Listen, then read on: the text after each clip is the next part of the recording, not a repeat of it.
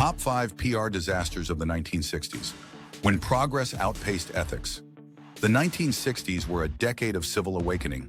While the space race soared and justice movements grew stronger, many corporations began to fall from their pedestals. These are the top 5 PR disasters of the 1960s and how they reshaped public accountability. Number 5. Shell's Tory Canyon oil spill. In 1967, the Tory Canyon, a supertanker chartered by Shell, ran aground off Cornwall, spilling over 100,000 tons of oil. Shell's response was evasive. They downplayed responsibility, pointing to the ship's third-party operators. Instead of clear leadership, the British government, with Shell's backing, ordered the wreck bombed, an operation that failed and released more oil. Shell's communications were slow, technical, and cold. No direct apology, no clear updates, no leadership on the scene. As images of devastated wildlife spread, public anger surged. Takeaway: crises need honest human communication. In disasters, presence, empathy, and accountability are just as critical as cleanup. Number 4. General Motors, DuPont, and Ethyl Corp. Leaded gasoline suppression. The Ethyl Corporation, a joint venture of GM and DuPont, produced tetraethyl lead, a fuel additive that improved engine performance. But researchers began linking it to neurological harm, especially in children. Rather than respond, the corporations launched denial campaigns, attacked scientists, and funded disinformation. Dr. Claire Patterson fought corporate resistance and helped bring about the eventual phase-out of leaded gasoline in the 1970s to 80s. Executives from Ethyl Corp denied all wrongdoing in public statements and suppressed internal findings. Industry efforts to suppress findings remain a cautionary tale. Takeaway: fighting facts only delays the inevitable and magnifies the damage. Science denial is not a crisis plan. Number 3. Philip Morris and R.J. Reynolds, the Big Tobacco Denial Campaign. By the early 1960s, the health risks of smoking were irrefutable. But tobacco giants like Philip Morris doubled down on deception, funding fake research, placing misleading ads, and forming front groups to sow doubt. The Surgeon General mandated warning labels in 1965. Philip Morris executives continued to publicly dispute the health claims, staging press briefings that challenged the Surgeon General's credibility.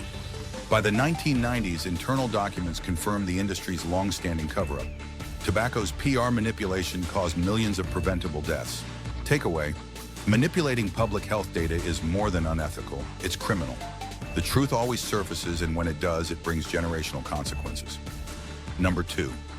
Chemie Grunenthal, Thalidomide birth defects. Thalidomide, developed by the West German pharmaceutical company Chemie Grunenthal, was initially hailed as a miracle sedative and anti-nausea drug for pregnant women. Marketed across more than 40 countries, it was trusted and widely used. But by 1961, reports of severe birth defects, especially malformed limbs, surfaced worldwide. Over 10,000 children were affected. Grunenthal had skipped crucial animal testing and dismissed red flags in early clinical reports. Francis Kelsey of the US FDA blocked the drug's approval in the United States and was honored by President Kennedy. Grunenthal's top executives resisted public comment until mounting pressure forced the company to issue a delayed apology in 2012, half a century later. The scandal led to sweeping reforms in pharmaceutical regulation. Takeaway: in health and safety crises, silence is not caution, it's negligence. Transparency and swift corrective action are non-negotiable. Number 1. Dao Chemical, napalm and the Vietnam backlash. Dao Chemical, known for producing consumer goods like Saran wrap, was also the manufacturer of napalm, the incendiary weapon used extensively by U.S. forces in Vietnam.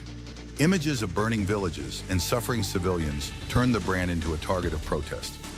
As college students staged sit-ins and burned Dow's recruiting materials, the company insisted it was fulfilling government contracts, refusing to comment on ethics. Dow argued that, according to military officials, napalm was only used on military targets. However, its name was dragged into protests for decades.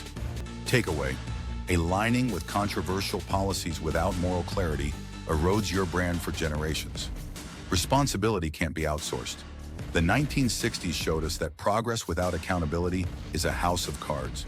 When companies chose spin over science and silence over responsibility, public trust didn't just erode, it exploded. These disasters didn't just rewrite the rules of corporate communication. They taught us that in the age of awareness, integrity is your last real defense. Subscribe to Brand Under Fire for more PR stories and ethical failures.